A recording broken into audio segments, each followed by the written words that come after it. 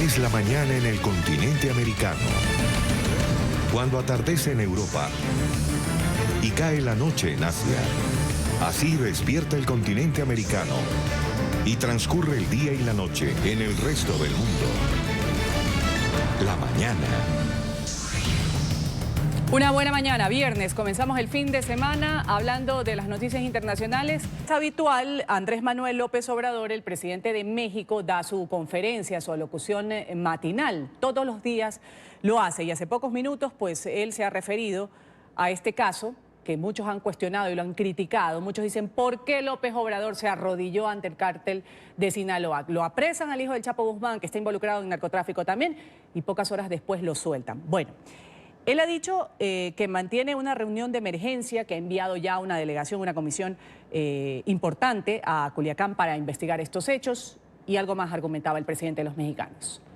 No nos acompañan en esta ocasión el secretario de la Defensa, el secretario de Marina, el secretario de Seguridad Pública, porque tuvieron que trasladarse a Culiacán, Sinaloa, debido a los acontecimientos que se presentaron desde la tarde de ayer en la capital del estado de Sinaloa. Le dieron seguimiento al problema y tomaron decisiones que yo respaldo, que yo avalo, porque se tornó muy difícil la situación y estaban en riesgo muchos ciudadanos, muchas personas, muchos seres humanos. Y se decidió proteger la vida de las personas. Y yo estuve de acuerdo con eso. Porque no se trata de masacres. Ya eso ya se terminó. Bueno, y las primeras reacciones que se conocieron, ahí lo vemos al presidente de México diciendo que prevaleció la vida, la seguridad de las demás personas. No se trata de masacres, ha dicho el mandatario de los mexicanos. Pero, ¿qué decía el secretario de Defensa Nacional de México instantes después de que sucedió esto? Que mantuvo en vilo estas imágenes de la balacera con el hijo del Chapo Guzmán, que fue aprendido y luego liberado, pues mantuvo en vilo a toda la sociedad mexicana. Esta era la explicación que daba el secretario de Seguridad. El personal de la patrulla repelió la agresión y tomó control de la vivienda, localizando en su interior a 4 ocupantes. Durante dicha acción se identificó a uno de ellos como Ovidio Guzmán López. Lo anterior generó que varios grupos de la delincuencia organizada rodearan la vivienda con una fuerza mayor a la de la patrulla. Asimismo, otros grupos realizaron acciones violentas en contra de la ciudadanía en diversos puntos de la ciudad, generando una situación de pánico. Vamos a hablar inmediatamente para que ustedes tengan en contexto quién es este hombre, Ovidio Guzmán. Conocido como El Ratón, él es uno de los 4 hijos de El Chapo con su segunda esposa, con Griselda López Pérez. Se estima que El Chapo tiene al menos 10 hijos de sus varios matrimonios. Se cree que este chico de 34 años de edad tiene un papel importante en el cártel de Sinaloa, según el Departamento del Tesoro de Estados Unidos.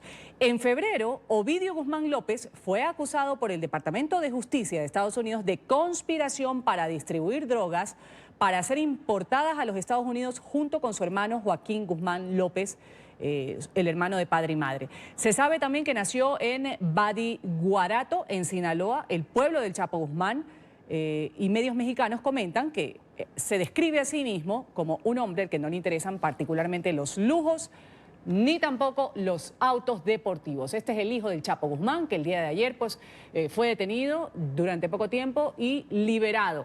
Ha dicho el presidente López Obrador, se trata de preservar la seguridad, esto no se trata de una masacre.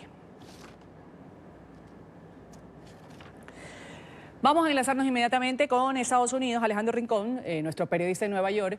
Recordemos que Alejandro cubrió de cerca el juicio de Joaquín El Chapo Guzmán. Esto sucedió en julio. Alejandro, un buen día para ti. Fue condenado a cadena perpetua El Chapo Guzmán por narcotráfico. 30 años adicionales, además, en Estados Unidos de prisión. Es culpable de 10 delitos de narcotráfico, entre otros cargos. Ahora, Alejandro, los hijos del Chapo Guzmán se sabe que también son apetecidos por la justicia estadounidense. Adelante.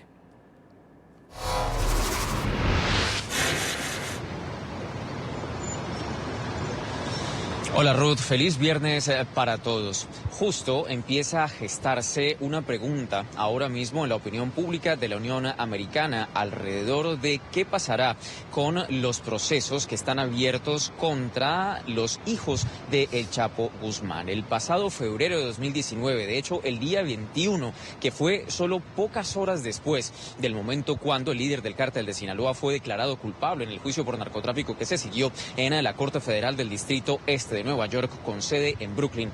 El Departamento de Justicia desde la capital de los Estados Unidos anunciaba la presentación de un pliego de acusaciones en contra de estos dos hijos del Chapo Guzmán, de Joaquín y de Ovidio. Ambos han sido señalados por el gobierno de los Estados Unidos de tener responsabilidad en una extensa operación de distribución y exportación de cocaína con destino final hacia los Estados Unidos. Ese proceso se radicó originalmente en el Distrito Federal de Columbia, es decir, en la capital de la Unión Americana. Sin embargo, parte del caso y de toda la investigación alrededor de este proceso judicial ha contado con el respaldo de los agentes federales que crearon en su principio todo el proceso en contra de Joaquín El Chapo Guzmán aquí en la ciudad de Nueva York, de manera tal que ahora mismo empieza entonces a cuestionarse cuál va a ser el futuro de ese proceso judicial y sobre todo y más a fondo, Ruth, si este asunto de la liberación de los hijos del Chapo Guzmán pudiera a futuro pasarle factura a AMLO frente a la posición que tiene ahora con los Estados Unidos y con la administración Trump, que insiste en criticar a México no solo en temas como la inmigración, sino también este tema de las drogas pudiera a futuro llegar a ser una piedra en el zapato en las relaciones bilaterales entre México y los Estados Unidos. De una u otra forma, justo con su decisión, AMLO realmente puede estar llegando a darle argumentos al presidente Donald Trump para señalarlo, para cuestionarlo y sobre todo para hacer que haya un nuevo posible enfriamiento en las relaciones bilaterales entre los dos países. Ruth. Eso te iba a comentar, Alejandro, porque pues se sabe que Trump y López Obrador siempre han tenido una relación diplomática, después se pelean, luego se agradecen, se enaltecen los dos gobiernos, esto con el tema migración particularmente. Sin embargo, el tema del Chapo Guzmán siempre ha estado latente y ahora es la justicia de Estados Unidos quien ha requerido a estos dos hijos del Chapo Guzmán involucrados también con el narcotráfico. ¿Qué puede pasar en las próximas horas con respecto a que ya se ubicó al hijo del Chapo Guzmán, ya se sabe dónde está, se armó un campo de batalla en esta ciudad donde estaba el hijo del Chapo Guzmán? Las autoridades, ¿cuál sería la potestad que tienen ahora las autoridades estadounidenses sabiendo el punto y también sabiendo el actuar que ha tenido el gobierno de López Obrador con aprenderlo y luego liberarlo? Ruth, realmente el escenario que se plantea a futuro dependerá de las decisiones que tome Andrés Manuel López Obrador como jefe de Estado de los mexicanos. A la larga, aun cuando este proceso judicial está activo en contra de Joaquín y de Ovidio Guzmán López, la realidad es que finalmente corresponde al presidente determinar si, por ejemplo, a futuro llegara a extraditar a los Estados Unidos a los hijos del Chapo Guzmán para que enfrenten la justicia aquí. Finalmente, ese fue el caso que el que pasó originalmente con el Chapo Guzmán, justo en ese momento cuando estaba terminando la administración de Enrique Peña Nieto, pocas horas antes de ese cambio de administración aquí en los Estados Unidos, pues él decide extraditar al Chapo y ese sería justamente pues el escenario que pudiera llegar a futuro, pero de nuevo dependerá del presidente Andrés Manuel López Obrador, de la forma como él maneje este proceso y sobre todo si llegará a entregar o no a este acusado narcotraficante pues para que enfrente a la justicia de los Estados Unidos. Ruth. Y cómo van las cosas y lo que ha dicho López Obrador, pues eso no será muy inmediato. Alejandro, vamos a volver contigo más adelante en nuestro bloque sobre las noticias de Estados Unidos, una situación pues aparte que hemos analizado ahora lo de Joaquín El Chapo Guzmán, el hijo de Joaquín El Chapo Guzmán, que ha ocasionado todo este caos en la ciudad mexicana de la zona de guerra, justamente en Sinaloa, para poder liberar al hijo del Chapo, que fue aprehendido por las autoridades. Gracias por tu reporte desde Nueva York. Vamos inmediatamente a saludar a Alexei Chévez en México. Él es especialista en seguridad y fuerzas especiales. Gracias por estar con nosotros, Alexei. Lo decía, los narcos convirtieron a esta ciudad mexicana en una zona de guerra, porque balas iban y venían. A todo Dios podría haberle alcanzado. De hecho, hay un audio que se ha filtrado, ya lo tratamos de conseguir, de un padre que iba con sus hijas, estaba aterrada, decía, no crucemos, ¿qué hacemos? Quedémonos parados. Todo esto en un campo minado en Sinaloa, todo porque el hijo del Chapo Guzmán estaba en este sitio y luego fue liberado. Eso es lo que más llama la atención de las autoridades. ¿Qué decir de este hecho en particular que se ha generado en Sinaloa? Gracias por estar aquí. Muy buenos días, un saludo a tu auditorio. Realmente lo que vimos es algo que nosotros, incluso como mexicanos que estamos acostumbrados a una cierta dosis de violencia, nunca pudiéramos haber imaginado. Una ciudad, una capital importante de un estado importante, totalmente tomada y colapsada por el crimen organizado, una fuerza pública rebasada a todas luces, completamente inoperante. Es algo que nosotros como mexicanos no nos hubiéramos imaginado. Ahora, ¿qué puede suceder cuando dicen ustedes, nosotros que estamos acostumbrados a cierta dosis en México de violencia, cuando se da una situación así, e insisto, lo que queda ahora en el aire es, porque muchos no comprenden el concepto y las explicaciones que da Andrés Manuel López Obrador en pro de evitar una masacre mayor? ¿Cómo así que lo dejan liberado a una persona que está involucrada también en labores de narcotráfico? Además, perseguido por la justicia estadounidense. Bueno, yo te diría que es escuchando a tu reportero es un poco también el privilegiar. Aquí hay que entender una cosa. Culiacán estaba completamente tomada por las fuerzas del narcotráfico. Había agentes con fusiles de alto poder, con ametralladoras calibre 50, con rifles Barrett, disparando a policías, probablemente también incluso a la población. Entonces tenemos que privilegiar qué es lo que queremos realmente tomar una sola persona a costa de probablemente cientos de vidas, o podemos buscar una mejor ocasión para hacerlo. Esto es algo muy común, los Estados Unidos lo hace cotidianamente con sus ataques de drones, incluso, donde privilegia el salvar vidas humanas en lugar de tomar los objetivos estratégicos que tienen ellos mencionados, y eso lo hacen para los objetivos estratégicos. Aquí lo que se buscó fue única y exclusivamente el recuperar la ciudad y que no hubiera pérdida. Podemos o no podemos estar de acuerdo, pero creo que la decisión fue adecuada, privilegiando el bienestar de la... Lo verdaderamente preocupante es que tengamos que llegar a este tipo de decisiones en una capital de un país, en una capital de un estado. Eso es lo verdaderamente preocupante, que tengamos que para evitar un mayor número de pérdidas humanas, porque no pudimos hacer algo más. Ahora, la pregunta que cabe aquí es, el Chapo Guzmán está detenido en una prisión de máxima seguridad en Estados Unidos.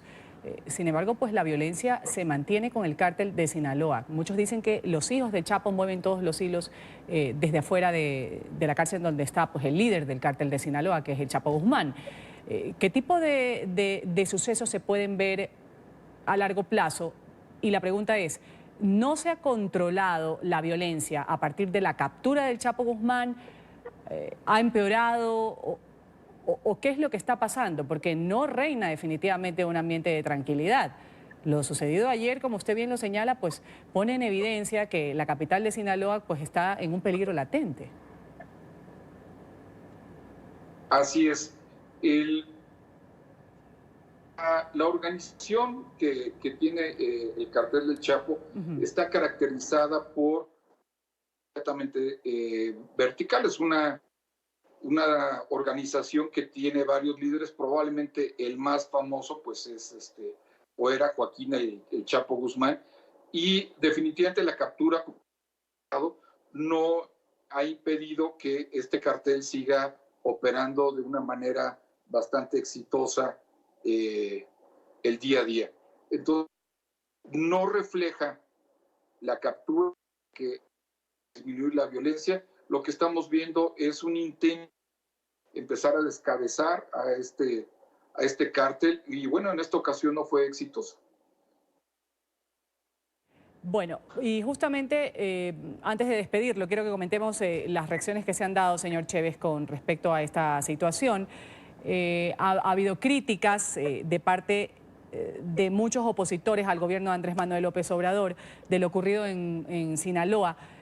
Uno de los primeros a pronunciarse ha sido el expresidente Vicente Fox, quien en su cuenta de Twitter se burló de las políticas de seguridad de la administración de AMLO. Vamos a escuchar lo que ponía en redes sociales el expresidente de los mexicanos. Se les avisa que por decreto presidencial a todos los criminales que están soltando balazos y sobrepasando a la autoridad en Culiacán, que se les va a acusar con sus mamás y abuelitas para que dejen de asustar al pueblo que vive feliz, feliz, feliz. Esto le hace bien a los mexicanos y él, claro, hace esa de que los voy a acusar con sus mamás y sus abuelitas, haciendo referencia a hace pocos días lo que decía el presidente de los mexicanos con respecto a quienes se iban a manifestar en un día de festividad importante. Decía, cuidado, van a estar haciendo vandalismo porque los vamos a acusar con sus mamás y con sus abuelitas. ¿Cuánto bien le hace a la sociedad mexicana este tipo de críticas en una situación tan delicada como es la violencia, que todavía no se logra atajar ni detener? Bueno, personalmente considero que la política de intentar este nuevo método de solucionar los conflictos con el crimen organizado no funciona, y bueno, esta semana, lunes, martes, miércoles, jueves, nos lo está demostrando. Por otro lado, definitivamente creo que este tipo de comentarios no abonan a la solución. Si el expresidente quiere ser irónico, como siempre ha sido su característica principal, bueno, pues que lo sea, pero ciertamente él tampoco está contribuyendo a nada con esos comentarios. Vamos a agradecer sus minutos aquí en la mañana de NTN 24, hablando de la seguridad trastocada que se ha dado en Sinaloa. Alexeis Chévez, él es especialista en seguridad y fuerzas especiales. Gracias, un buen viernes para usted. Buen día, Ruth. Saludos. Seguimos hablando de la tensión latente que hay en Cataluña. Hoy, en la quinta jornada de manifestaciones en contra de la sentencia de prisión que tuvieron algunos líderes independentistas. Así amanece Barcelona, así ha pasado toda la mañana, paralizada. Hay una huelga masiva. La ciudad más turística de España, preciosa además, capital de esta región, al noreste de la península ibérica, ha registrado esta mañana poco tráfico en el centro, servicios mínimos de transporte público y también pues los colegios. Manifestantes a favor de la desconexión del territorio español han bloqueado este viernes algunas de las principales avenidas de entrada a Barcelona. Y también como consecuencia, múltiples lugares icónicos de la ciudad, como por ejemplo la Sagrada Familia, han amanecido cerrados.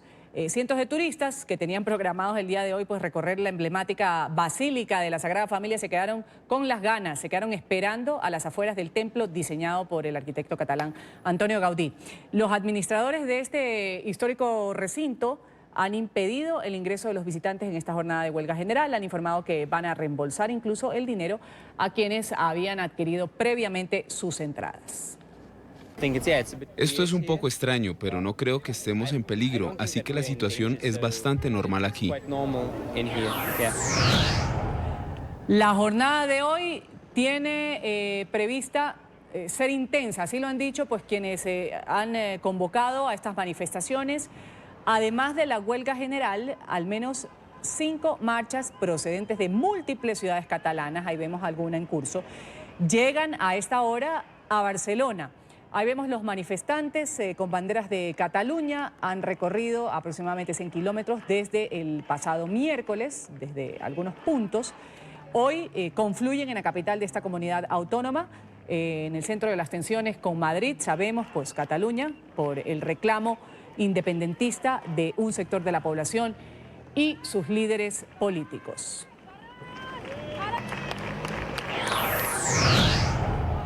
¿Qué sucedió el día de ayer? Pues las marchas del día de hoy, las huelgas, la huelga general, ocurren tras una noche de barricadas, de disturbios en Barcelona.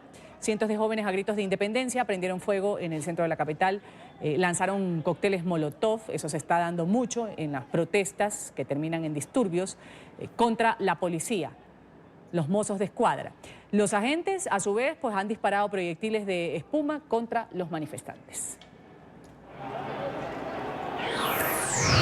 Y mientras tanto, la justicia belga ha dejado en libertad condicional al expresidente de la Generalitat de Cataluña, Carles Puigdemont, mientras examina la orden de extradición cursada por España. El Tribunal Supremo Español, recordemos, había renovado este lunes la solicitud después de condenar a penas de hasta 13 años de prisión a exmiembros de su gobierno, el gobierno de Cataluña y otros líderes independentistas catalanes por el intento de secesión de Cataluña de España. Esto fue en el 2017. La justicia española pide la entrega de Puigdemont por los delitos de sedición, de malversación de caudales públicos también, después de retirar 2 cargos anteriores que ya examinaban en la justicia belga en el 2017 y también en la justicia alemana en el 2018.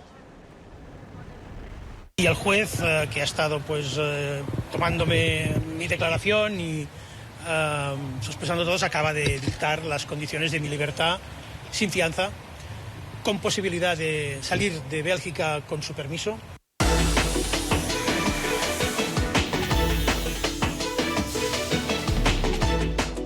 Hacemos un recorrido ahora por la agenda de Estados Unidos. Ya está con nosotros nuestra periodista en Washington y también en Miami, Paola Serna. Vamos a empezar con Emiliana Molina. Emiliana, un buen día para ti, buen viernes. El ataque del presidente de Estados Unidos, Donald Trump, contra la presidenta de la Cámara de Representantes, Nancy Pelosi. Esto sucedió en un mitin político en la ciudad de Dallas.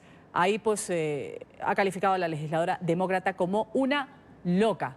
Este par no llega a un consenso. Adelante, Emiliana.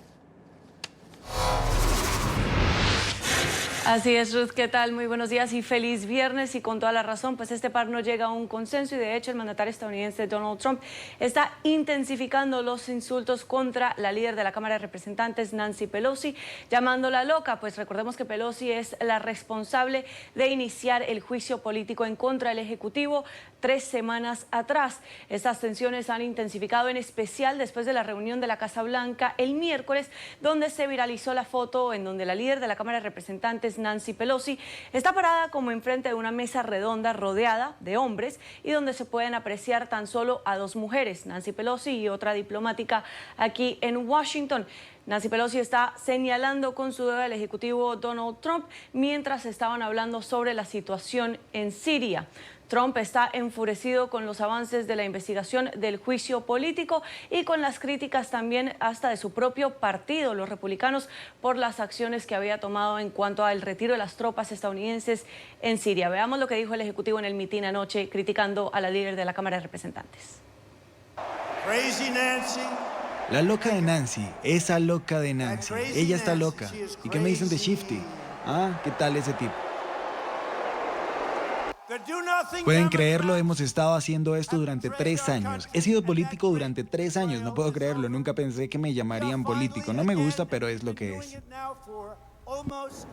Emiliana, también hay noticia con respecto al problema que tiene Donald Trump involucrado con el gobierno de Ucrania sobre esto de investigar a Joe Biden. Pues ya hay un reconocimiento del jefe del gabinete que ha admitido en una conferencia de prensa que la administración de Trump sí le habría pedido a Ucrania investigar este hackeo del servidor del Comité Nacional Demócrata a cambio de millones de dólares. ¿Cómo está esa noticia allá en Washington? Así es, Ruth, pues bastantes problemas para la administración de Donald Trump actualmente después de que Mick Mulvaney, el jefe del gabinete interino de la Casa Blanca, afirmara públicamente que la administración de Trump hizo depender el desbloqueo de un paquete de ayuda militar a Ucrania de que el gobierno de Kiev investigara un supuesto caso de corrupción de los demócratas en la campaña presidencial de 2016. Se trata de la primera vez que un oficial de la Casa Blanca admite en público, contradiciendo al propio Trump, que se utilizó el dinero del contribuyente para presionar a un gobierno extranjero en beneficio de los intereses políticos personales del presidente. Si bien Mick Mulvaney tiene razón que el gobierno estadounidense en ocasiones tiene este tipo de acciones de quid pro quo, o sea, una cosa a cambio de otra, pues nunca se había visto en la historia moderna de Estados Unidos, por lo menos, que se hiciera para, de cierta manera, beneficiar políticamente y personalmente al mandatario estadounidense Donald Trump, en especial para las elecciones presidenciales del 2016. Normalmente esto se hace para beneficio de los intereses nacionales de un país, como por ejemplo el ejemplo mismo que dio Mick Mulvaney de la ayuda militar que se le retuvo a los países del Triángulo Norte si estos no lograban frenar el flujo de los migrantes irregulares. Pues horas más tarde, en un comunicado de prensa, la Casa Blanca se retractó diciendo que los medios de comunicación habían malinterpretado las palabras de Mulvaney. Por otro lado, Adam Schiff, el jefe del Comité de Inteligencia de la Cámara de Representantes, se pronunció al respecto y dijo que las cosas para el mandatario estadounidense Donald Trump van de mal a peor. Veamos. Yo estaba involucrado en el proceso por el cual el dinero fue retenido temporalmente. 3 cuestiones para ello: la corrupción en el país, si participaban o no otros países, el apoyo de Ucrania y si estaban o no cooperando en una investigación en curso con nuestro Departamento de Justicia. Hacemos eso todo el tiempo con la política exterior. Estábamos reteniendo dinero al mismo tiempo para lo que era en los países del Triángulo Norte.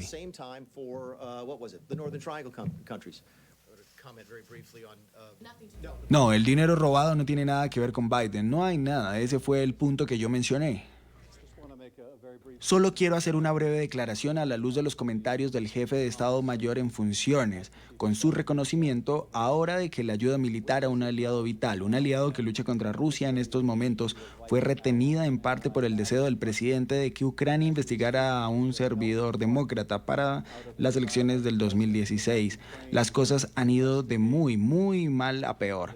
La idea de que la asistencia militar vital sería retenida por una razón claramente política, por la razón de servir a la campaña de reelección del presidente, es una violación fenomenal del deber del presidente de defender nuestra seguridad nacional. Espero que todos los miembros demócratas y republicanos se pronuncien y condenen esta acción ilícita del presidente y su jefe de gabinete. Ruth, y el día de hoy el mandatario estadounidense Donald Trump viajará a Texas para reunirse a puerta cerrada con algunos de sus seguidores. Estamos en directo desde Washington. Emiliana Molina, regreso con ustedes. Gracias, Emiliana, por tu reporte desde la capital estadounidense. Vamos a pasar a hablar del Centro Nacional de Huracanes, que está pronosticando una tormenta tropical en el Golfo de México. Este fenómeno natural azotaría las costas de Estados Unidos, se dice, con vientos y lluvias en la zona de Mississippi. Ya Paola Serna está lista con la información sobre este tema. Paola, un buen día para ti, buen viernes. Hola, ¿qué tal? Muy buenos días. Pues bien, este sistema pudiera convertirse en un sistema tropical o subtropical tan pronto como este viernes. Esto ha dicho el Centro Nacional de Huracanes. Hoy pudiéramos estar hablando de la tormenta tropical Néstor, que avanza por el Golfo de México. En este momento se encuentra en el sureste del Golfo de México y ya las autoridades han hecho anuncios preventivos para el estado de Luisiana, particularmente, donde en este momento hay preocupación debido a que el viento y las tormentas que traiga consigo ese sistema puedan ocasionar daños por estructuras, particularmente de un hotel en ruinas que se encuentra muy cerca de New Orleans. También hay avisos pues por el recorrido que pudiera tener este sistema por otros estados, que incluyen también a la Florida, donde se espera que haya viento fuerte. Esto en la parte de la costa oeste de la Florida, también acumulados de lluvia o caída de lluvia de alrededor de 4 centímetros. Georgia y los estados de Carolina del Norte también pudieran estar dentro del recorrido de este sistema, que pudiera lograr convertirse en una tormenta tropical el día de hoy. El pico de la temporada de huracanes prácticamente está por terminar. Sin embargo, la temporada en sí culmina oficialmente el próximo 30 de noviembre. Es por ahora la información desde Miami. Paola Serna, continúen con más desde nuestros estudios centrales. Buenos días. Un buen día, Paola. Gracias por tu reporte desde Florida y vamos a continuar con más, claro que sí, porque los problemas para el presidente Donald Trump no solo tienen que ver con Ucrania, con Nancy Pelosi, con toda la historia de esto del impeachment, sino también, pues ahora hay una nueva polémica en torno al presidente de Estados Unidos y todo tiene que ver por el club de él, el club que queda en Florida, que va a acoger nada más ni nada menos al G7, al grupo de los más poderosos de todo el mundo. Va a desarrollarse esta cumbre en los Estados Unidos, en este sitio. Damos la bienvenida a esta hora aquí en nuestro set a Diego López. Él es nuestro periodista de la sala de redacción. Diego, se está diciendo que, claro, la Casa Blanca va a poner el dinero, va a pagarle a Trump, que es el propietario de este lujoso club que va a albergar a los mandatarios de la región y a todo su cuerpo de seguridad y a los periodistas además. Exactamente, Ruth, como usted ya lo mencionaba, estamos hablando de que este dinero va a salir justamente de los contribuyentes, claro. Es dinero del gobierno federal que va a ser destinado para realizar una de las cumbres más importantes a nivel internacional. Estamos hablando del G7 y básicamente se va a llevar a cabo en uno de los lugares más lujosos y que Trump ha dicho y bellísimo, que ha sido, claro, es un lugar que cuenta con 600 habitaciones, 2 suites presidenciales, mega piscinas y también obviamente un complejo muy amplio de golf. Ya, ahora, en este tipo de cumbres, había una que siempre se realizan en entornos muy lindos, que tienen que ver con patrimonios históricos. Eso es lo que se dice, en Europa se ha dado. ¿Cuál es el costo de una cumbre del G7? O sea, ¿cuánto recibiría el bolsillo del presidente Donald Trump? No líquido, vamos a ponerlo no líquido, pero digamos, ¿cuánto es el costo aproximado de una cumbre como estas? Aquí hay 2 aspectos muy importantes para compartir con usted y con los televidentes a esta hora. En primer lugar, estamos hablando de que, por ejemplo, la última cumbre que se realizó en Francia tuvo un costo de $36 millones. Entonces, y esta fue una de las más baratas que se ha hecho en los últimos años. ¿Qué implica qué? Eso implica recibir todo el alojamiento, no solamente de los 7 mandatarios, sino también de toda su delegación, el tiempo y las disposiciones de los lugares para los periodistas y toda la logística que conlleva y el tema de los desplazamientos a nivel interno y externo. O sea que veremos ahí a Emmanuel Macron en el club del presidente Trump, también pues a Justin Trudeau, Alemania, Italia, Japón, Reino Unido y Estados Unidos, pero se decía que otra polémica en torno a esta cumbre, que además del sitio donde se va a realizar, es un invitado en particular que quiere llevar Trump. Y ese invitado ya hacía parte, que estamos hablando del presidente de Rusia, Vladimir Putin. Ya. Y esta es una de las controversias nuevas en torno a la cumbre del G7 que desde ya está generando noticia. Bueno, vamos a darle seguimiento. Diego López, desde nuestra sala de redacción, contándonos un poco y mostrándonos estas imágenes de lo que es uno de los lugares turísticos de Donald Trump, el presidente de Estados Unidos, quien va a ser el anfitrión no solo de este sitio, sino también pues de los presidentes que integran el G7. Vamos a una pausa comercial. Gracias, Diego, por estar aquí con nosotros. Volvemos enseguida. Vamos a hablar de Amy Stevens, la mujer trans que fue despedida de su trabajo y cuyo caso podría hacer historia en la justicia de Estados Unidos. Nació hombre, se casó y era director de una funeraria. Sin embargo, su conflicto de identidad lo llevó a pedirle a su empleador un uniforme femenino. Ahí vinieron los problemas. Consideró este señor, el empleador, esta situación como insostenible y la echó. El caso llegó hasta la Corte Suprema de Estados Unidos, que va a decidir si la ley que prohíbe la discriminación sexual en el ámbito laboral aplica también a las personas transgéneros. 6 años atrás, Amy Stevens perdió su trabajo en una funeraria estadounidense. Fue despedida cuando decidió asumir su identidad trans en el trabajo. Stevens, de 58 años, nació varón, pero dice que desde los 5 comenzó a sentir un conflicto con su identidad masculina. Sin embargo, siguió adelante con su vida como hombre. Se casó con una mujer y trabajaba como director de una empresa fúnebre. En 2010, en medio de una depresión, le confesó a su esposa su conflicto y ella aceptó su identidad femenina. Amy comenzó a vestirse como mujer en su casa y para algunas salidas. Finalmente, se animó a solicitar a su empleador un uniforme femenino. Stephens llevó su caso a la justicia, pero un tribunal inferior se puso del lado de la funeraria. Luego, la Corte Federal de Apelaciones dictaminó que su despido era una forma de discriminación sexual. Tras una nueva apelación, ahora el caso está en la Corte Suprema, un tribunal con tendencia conservadora que debe determinar si la ley que prohíbe la discriminación sexual en el ámbito laboral protege también a las personas transgénero.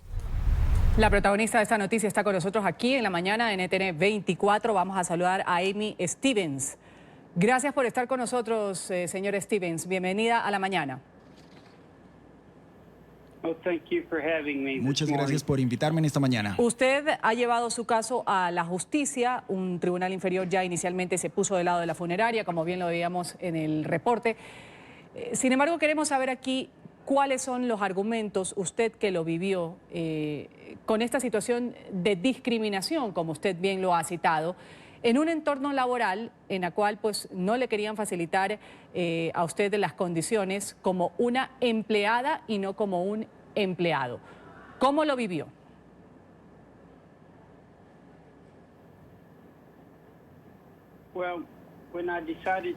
Bueno, cuando yo decidí básicamente ir ante mi empleador, envié una serie de cartas claramente para reportar todo lo que estaba pasando y saber qué era lo que yo tenía que hacer y básicamente los pasos a seguir. Entonces ellos luego solamente decidieron que yo no tenía que trabajar más para ellos y eso era una prioridad. ¿Cómo se sintió usted el momento en el que pues, le dijeron eso? Usted que sabemos, pues su historia, nació hombre, pero según los relatos de prensa, desde muy temprana edad usted comenzó a sentir un conflicto por su identidad. En ese momento, cuando usted ya había enfrentado, incluso le había comentado a su esposa, con quien usted se casó en su juventud, esta situación y que iba a asumir lo que quería hacer, que era ser una mujer y vestirse como tal. ¿Cómo se sintió cuando en el lugar donde usted pues, apostó sus labores, dio sus mejores años, le dijeron no, esto está insostenible y la echamos?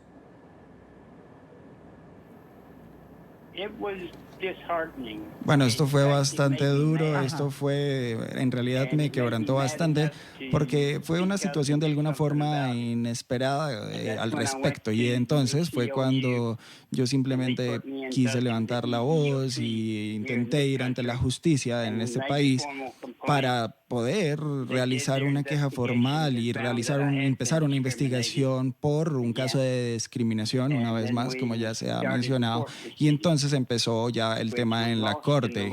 Ahora, nosotros cuando perdimos el caso en la corte distrital o del distrito, posteriormente nosotros llevamos el caso correspondiente a este campo a las instancias superiores. Posteriormente, obviamente, el empleador en ese momento se sorprendió de que haya terminado en la Corte Suprema y ahora es en lo que estamos. Amy, ¿cuál es el sentido de toda esta denuncia? Se ha hablado de discriminación, se ha hablado de no aceptación.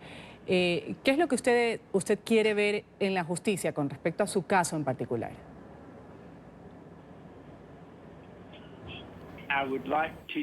Me encantaría ver que ellos afirmaran que nosotros tenemos una protección de derechos como empleados, pero también nos gustaría ver que hay derechos de igualdad y que se actúa más rápido y que hay garantías también, obviamente. Y también tenemos el deseo, porque también tenemos el deseo de trabajar en este país. No simplemente por mí, sino por todas las personas que pasan por esto. Hablando un poco del tema tolerancia, Amy, ¿cuál sería el mensaje a nivel social que usted da? No solo a nivel pues, de quienes tienen su caso judicialmente hablando en las manos, sino a nivel de empleadores, de escuelas, de sociedad en general, cuando hay una persona que descubre cuál es su sentido real, su sexualidad, cómo quiere llevarlo. En el caso suyo, por ejemplo, decidir de ser hombre, ser mujer. ¿Cuál es su mensaje con respecto a la tolerancia?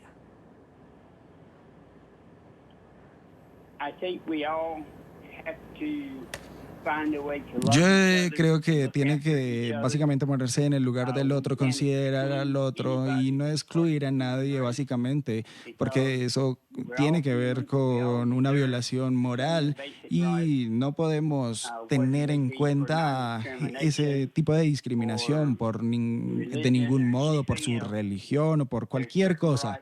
Ciertamente tiene que existir una moral y es lo correcto y es el mundo en el que estamos viviendo y tenemos que vivir acá, pero tenemos que levantar la voz por nosotros mismos. Vamos a agradecerle, señor Stevens, sus minutos aquí en la mañana de NTN 24. Amy Stevens, la mujer trans que fue despedida, echada de su trabajo y cuyo caso podría hacer historia en la justicia de Estados Unidos. Gracias por estos minutos en la mañana de NTN 24. Muchas gracias por invitarme esta mañana. Vamos ahora a citar esta foto que ha sido colocada en redes sociales en Instagram. El presidente interino Juan Guaidó, que ha denunciado el asesinato del dirigente opositor Edmundo Rada, ha dicho, fue un mensaje de la dictadura de Maduro, apareció con 2 tiros en la nuca. Le ha dedicado unas palabras sentidas, pues diciendo que este concejal no era solo un político desconocido, decía, te conocían como Pipo. Te mataron, Pipo, pero en nuestros corazones y en nuestras intenciones vamos a hacer que la justicia brille en tu caso, aunque sabemos con lo difícil que nos enfrentamos. Vamos en Caracas a saludar a Oliver Fernández, quien tiene las reacciones a todo lo acontecido con este dirigente opositor, Edmundo Rada, que fue hallado el día de ayer sin vida. Adelante, Oliver, con tu reporte. Un buen día para ti, Ruth. Como siempre, un gusto saludarte desde la capital venezolana. A esta hora nos encontramos precisamente en la morgue de Bellomonte, donde está el cadáver del concejal Edmundo Rada. Fue trasladado en horas de la mañana, aproximadamente al mediodía de ayer, acá a la medicatura forense. Los familiares también estuvieron, tenemos conocimiento, en la tarde. Hasta ahora no han llegado y se espera que el cadáver pueda ser entregado entre hoy por la tarde o mañana en la mañana. Se ha dicho también, Ruth, que incluso el sepelio se pudiera dar este domingo acá en la ciudad de Caracas. Así nos los han hecho saber algunos dirigentes del partido Voluntad Popular, al partido que pertenecía Edmundo Rada. Bueno, lo primero que podemos decir es que ha habido reacciones tanto por sus compañeros de partido, el exalcalde Emilio Graterón, el alcalde de Chacao, que ofreció incluso una rueda de prensa este jueves en horas de la tarde, pues ellos vinculan esto a un asesinato político, así lo han dicho. Sin embargo, Ruth, es importante esperar también las investigaciones por parte de la policía científica, a la que también obviamente han criticado, porque recordemos que está manejada por el régimen de Nicolás Maduro. También Juan Guaidó, presidente encargado de Venezuela, se pronunció este jueves en una rueda de prensa, también ha vinculado esto a un asesinato político. Recordemos cómo fue encontrado Edmundo Rada en una zona industrial de Guaycoco, en una zona al este de la capital venezolana, una zona industrial, 90% calcinado, es lo que han dicho algunos expertos, y los familiares en horas de la tarde de este jueves llegaron hasta acá con algunas muestras odontológicas para hacer unos exámenes no rutinarios, porque evidentemente no son exámenes de rutina, sino para tratar entonces de reconocer el cadáver. El presidente encargado de Venezuela se ha pronunciado y vamos a ver qué fue lo que dijo. Hoy apareció con el cuerpo calcinado, con 2 tiros de gracia en la nuca, con una bolsa puesta en la cara, para que pudieran reconocerlo, suponemos. Debemos decir que esto es un asesinato de la dictadura. De esta manera, el presidente interino de Venezuela denunció el asesinato del dirigente del opositor Voluntad Popular, Edmundo Rada. El concejal del municipio Sucre estaba desaparecido desde el miércoles en la mañana. Sus restos fueron encontrados en la carretera Petare-Santa Lucía. El mandatario encargado señaló al régimen de Nicolás Maduro como el responsable del brutal asesinato. Esto ocurrió, por cierto, 1 o 2 días después de que el usurpador amenazara en cadena nacional a todos los que protestaran. En la conferencia de prensa, Guaidó dio detalles del estremecedor crimen y afirmó que las Fuerzas de Acciones Especiales actúan como un grupo de exterminio. Ruth, en horas de la noche también trascendió un audio de Leopoldo López, que recordemos se encuentra en la Embajada de España. Él ha dicho o también ha vinculado la muerte de Edmundo Rada a un asesinato político por parte del régimen de Nicolás Maduro. Es la información que nosotros podemos aportar a esta hora desde la morgue de Bellomonte en Caracas. Volvemos contigo a la mañana de NTN 24. Vamos a Nueva York o volvemos a Nueva York para hablar de esta cuenta regresiva para la llegada del veredicto en el juicio por narcotráfico contra Juan Antonio Hernández, el hermano del presidente de Honduras. En cualquier momento, los jurados a cargo de esta causa van a anunciar ya el fin de sus deliberaciones que comenzaron la mañana del jueves. Alejandro Rincón, adelante con la información.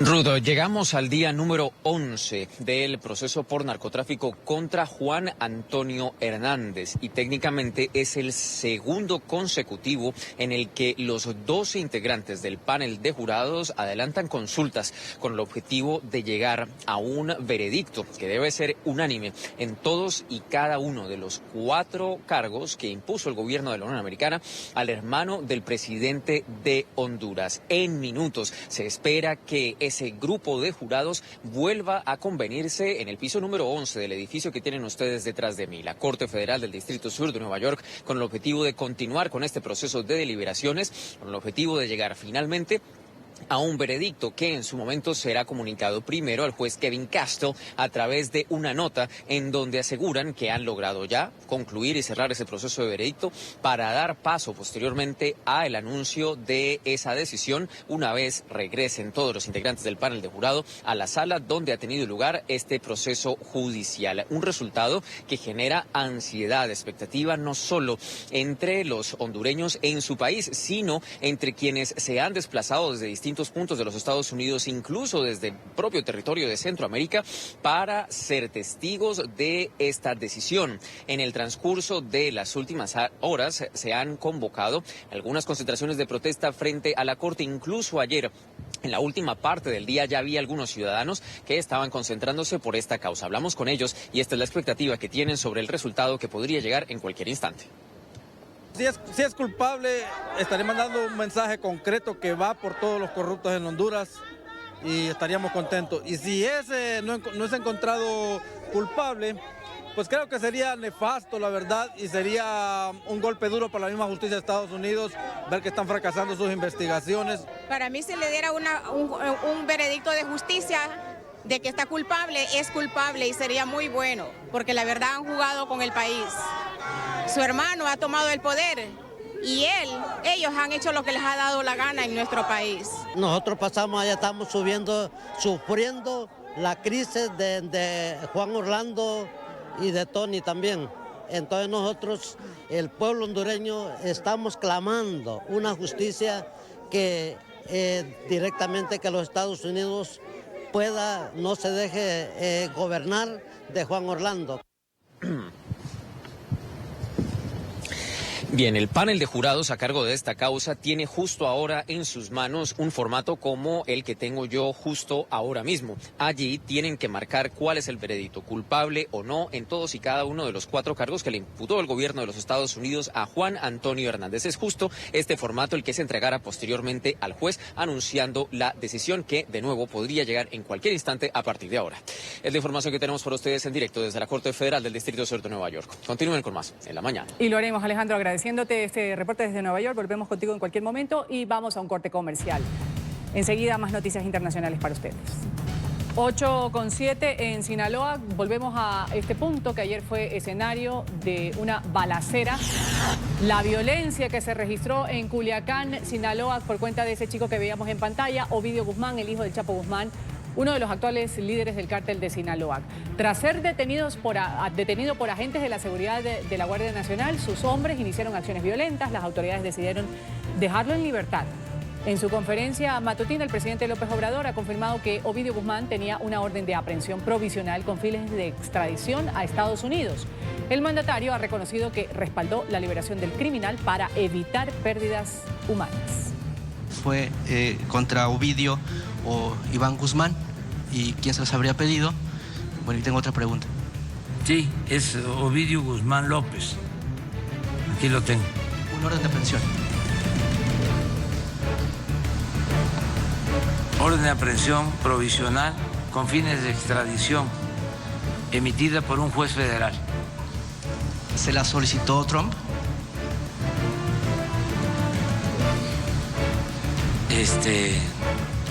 Le respeto a usted. Bueno, y vamos a hablar de Nicolás Maduro, que ha vuelto a sorprender con sus declaraciones. El líder del régimen ha aprobado la creación del Plan Especial de Producción Avícola Escolar, que va a proveer los huevos que los niños van a consumir en las escuelas públicas. Durante el evento, Maduro ha dicho que dedicarse a las labores del campo educa más que asistir a un colegio o incluso leer libros. A inicios de este mes ya había propuesto convertir las escuelas en gallineros con la entrega de 1 millón de gallinas a estos establecimientos.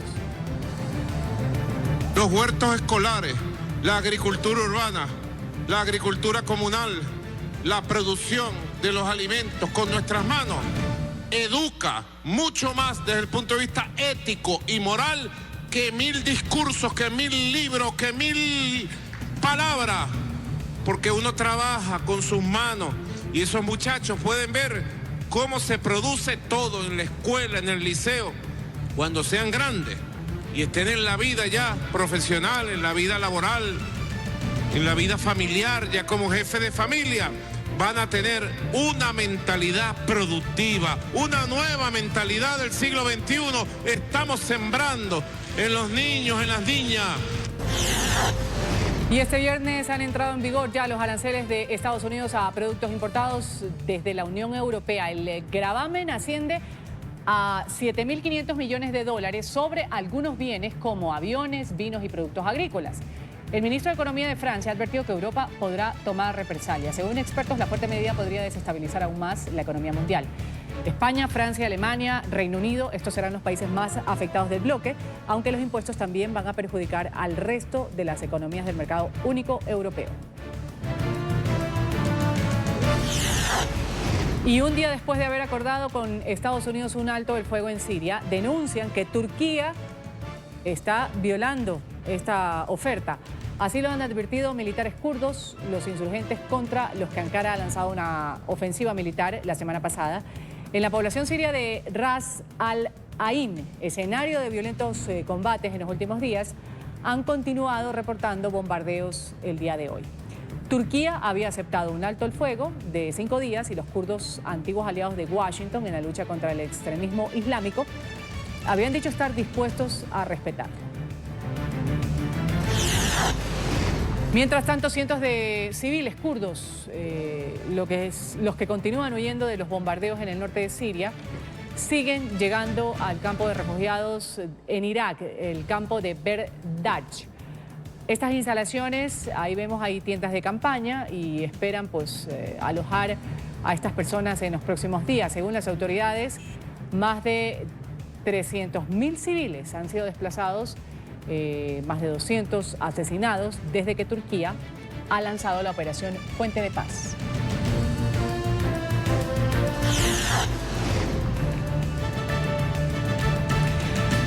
Y ahí vemos un monumental mensaje contra el Brexit.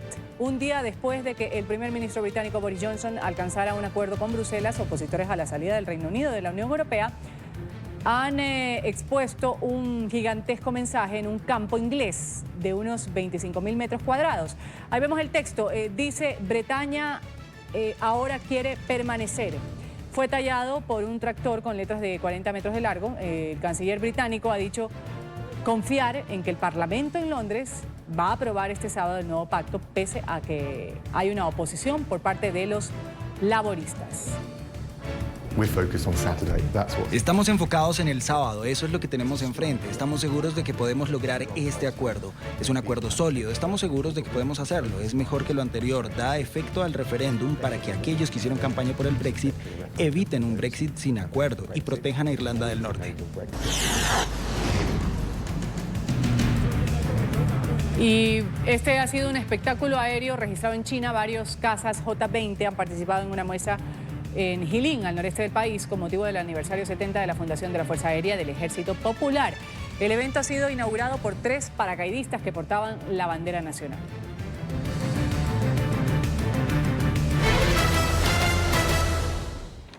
Vamos a hablar del Jardín de los Sentidos. Está ubicado en Perú. Personas invidentes. Esta es una experiencia donde pueden reconectarse con la naturaleza, o al menos eso se ofrece. Se trata del primer y único jardín en Perú y en Sudamérica para personas con discapacidad visual.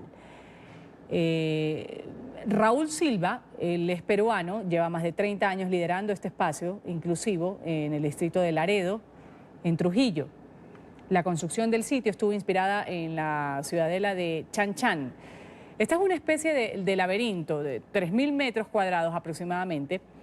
Lleva a las personas con discapacidad visual, con ayuda de guías, a descubrir aromas, también una gran variedad de plantas medicinales, y la idea es que puedan apreciar la belleza del jardín a través del tacto, también del oído y, por qué no, lo más importante, la imaginación. Raúl Silva está con nosotros, nos hace un recorrido inmediatamente, o nos muestra. Él es el director del Museo Jardín de los Sentidos. Nos acompaña a esta hora desde Perú. Gracias por estar con nosotros, Raúl. Bienvenido. Hola, Ruth. Encantado. Un placer. El gusto es tenerlo aquí en la mañana porque esta iniciativa, como lo hemos visto en algunos medios y se está vendiendo así, es única aquí en Sudamérica. En Perú se da este tipo de situaciones. ¿Ustedes por qué deciden abrir este jardín que lo que precisamente busca es tener esa relación a través de la imaginación con una persona que de pronto no puede ver las maravillas que nos da la naturaleza? Fíjate, Ruth, la motivación principal de hacer el jardín es compartir. Pero ¿por qué escogimos a los discapacitados visuales o invidentes? Porque ellos son maestros de la lectura del espacio. Entonces, que conste que nosotros no solamente estamos ofreciendo una alternativa para ellos, sino que son ellos, nuestros maestros, los que nos enseñan a ver con el órgano más grande que tiene el ser humano, que es toda la piel, a través de todos los sentidos. Así que, digamos que acá los primeros beneficiarios no son ellos, somos nosotros. Y ya pues en una sinergia de fuerzas, creo que todos ganamos, ¿no? Todos ganamos. ¿Y usted está ahora mismo en el Jardín de los Sentidos? Así es, estoy en el anfiteatro. ¿Nos puede hacer un recorrido pequeño, si es posible? Sí, claro, con mucho gusto. ¿Cómo va? O sea, ustedes tienen a una persona no vidente y la introducen en este jardín. Sabemos que los olores también tienen una participación importante dentro de este recorrido. Bien, mira, los no videntes vienen de una manera organizada al jardín.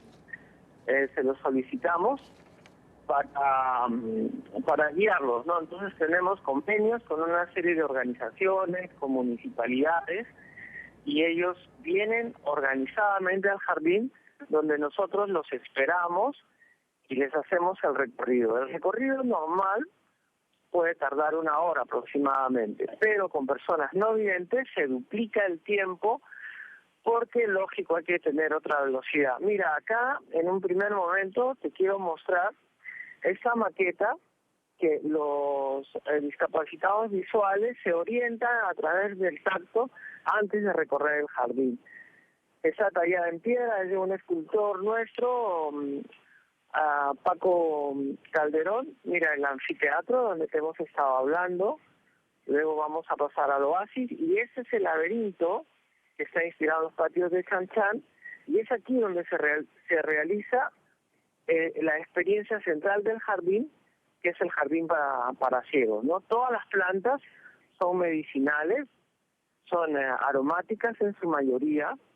Como son medicinales, son sagradas y tenemos a la vez señalética en braille. Ahora vamos a ingresar a la antesala del laberinto, que es el oasis, que es este que ves aquí, y al fondo tenemos el laberinto. Vamos a ingresar al laberinto, como se ingresaba en el tiempo precolombino a los espacios sagrados. Vamos a ingresar por el norte a través de una rampa, y no sé si ustedes ya pueden observar el laberinto, que tiene una serie de caminos y plazas, y acá, si puedes ver, en un primer momento ya tenemos la primera planta, que es el ajenjo, es aromática, está su propiedad medicinal, y en la parte de abajo lo tenemos en braille. Luego del ajenjo tenemos la planta del curry, el aliso, el orégano, las raturas, la cana americana. Entonces el proceso de la visita de los ciegos es ¿no? Oler a través del... Perfecto. Raúl, texturas. Muy lindo recorrido, muy lindo recorrido. Gracias por traernos estas imágenes aquí. A ti y a todos nuestros amigos de Colombia y de Sudamérica. Muchas gracias Raúl por estar con nosotros. Raúl Silva justamente dirige lo que es este Jardín de los Sentidos para personas invidentes. Ubíquenos en el Facebook, Ruth, como Jardín de los Sentidos Perú, en el Facebook, Jardín de los Sentidos Perú. Perfecto, muchas gracias. Jardín de los Sentidos Perú. Abrazos. Gracias, abrazos para usted, Raúl. Vamos aquí a un corte comercial, volvemos enseguida. Gracias por estar con nosotros cada mañana en la señal del Canal de las Américas.